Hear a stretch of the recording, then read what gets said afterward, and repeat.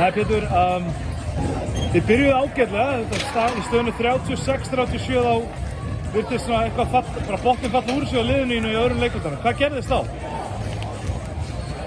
Við vorum lélegir varnarlega og þá þýðir að við séum lélegir sóknarlega og yfir allt litið þá erum við náttúrulega mjög þunnskipaðir.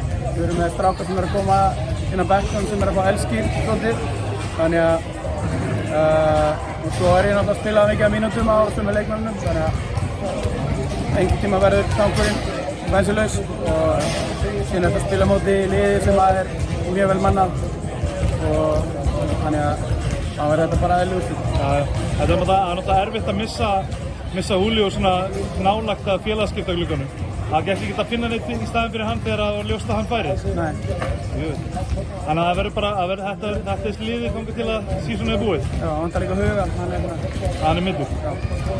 Herru, hvað getur maður sagt, hvað þarf liðið að bæta? Er það bara vörnin eða eitthvað meira?